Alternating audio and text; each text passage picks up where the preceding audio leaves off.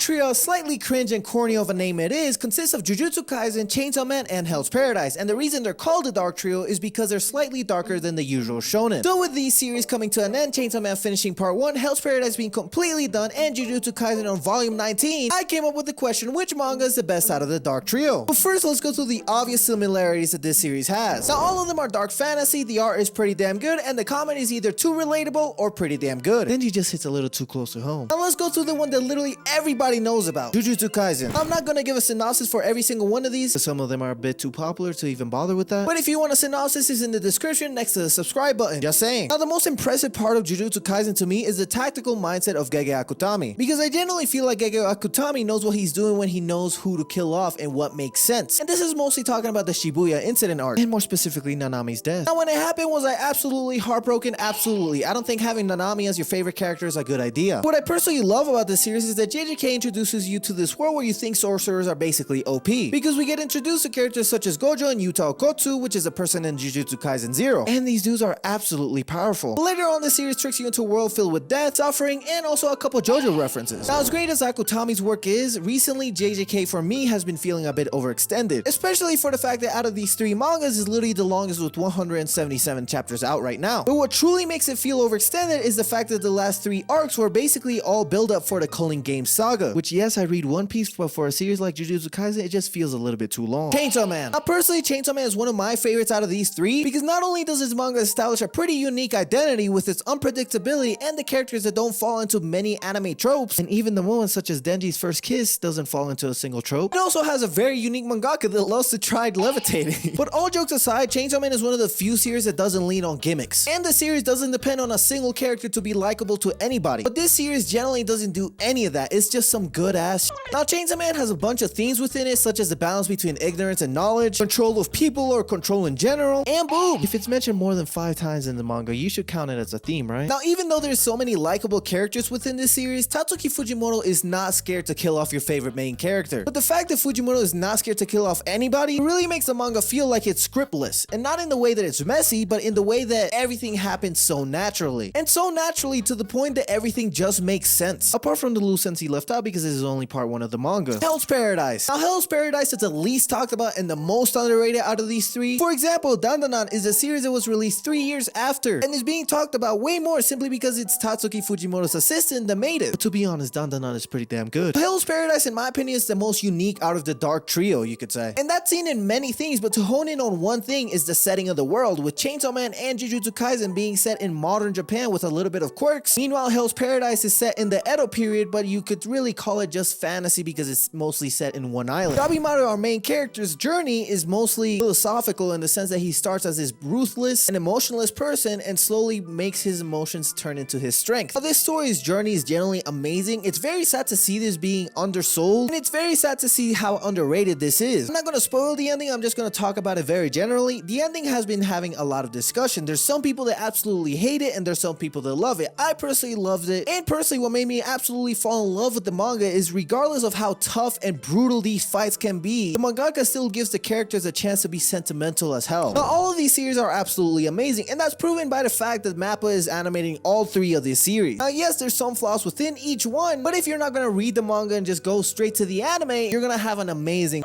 time. Hey, Edit Quick here, just as a little side mission, I want to show you fan art from all 3 communities, and you guys can judge which one is better. So with the same order, let's go through JUJUTSU Kaisen. Okay, this one is absolutely amazing. Like literally just look at all the tiny detail. Did a little fan art on my phone. I didn't know this was possible to do on a phone. That's incredible. That's actually insane. This man just got a Sukuna tattoo. Once in a while I get this thought of should I get an anime tattoo? Because you know, sometimes I get bored. I've never had a tattoo in my life. But if anything, I do this panel from Chainsaw Man, which honestly just accentuates how much of a virgin I am. Now let's go to the Chainsaw Man Reddit, and in my opinion, Chainsaw Man literally has the best fan art for no reason. It's just absolutely fantastic. Like, see, I told you it couldn't get any better. Although this one is absolutely amazing. I know this is off topic, but cosplays are pretty cool too. Bees is also a big one for people to fan art. This one makes sense that it's on here. Look at this. This is absolutely amazing. Power and Denji. People that make these fan arts are super talented. Honestly. Like I said, in my opinion, Chainsaw Man has the best art. And I don't care if I'm a little bit biased, because it's honestly factually true. But now let's go to the final one, Hell's Paradise. Jeez. I mean, sadly, the hardest part about this community is that it'll be hard to find one. Okay, this one is absolutely amazing. I love this one. This one's really nice, especially if you know what happens in the story. story. I've always wanted to commission someone to do one of these 3D laser etches. Now, I don't know what it is. I seen on TikTok a long time ago how the procedure of this goes, and it's honestly really interesting to see. This Shobei drawing is also really cool. Shobei in general, his character design is absolutely fantastic, and his character overall is very interesting and enjoyable. So yeah, those are the subreddits. I'm not ranking these, you guys are, so let me know in the comments what you guys think is the best. So to answer the question, which of the Dark Trio is the best? Now again, this is completely subjective, so don't start raging in the comments after me. Now personally for me, I have Jujutsu Kaisen on number 3. Personally, I either got extremely accustomed to it, and it generally feels very overextended to me. And number 2, Hell's Paradise, as amazing as it is, and if I had to give them a rating, here's the ratings for me. Kinda want to do it in editing, so I'm 100% about this opinion. So yeah, hope you guys enjoyed the video. Leave a like, subscribe. Let me know your rankings in the comments, because I know 100% I could be wrong. And yeah, deuces!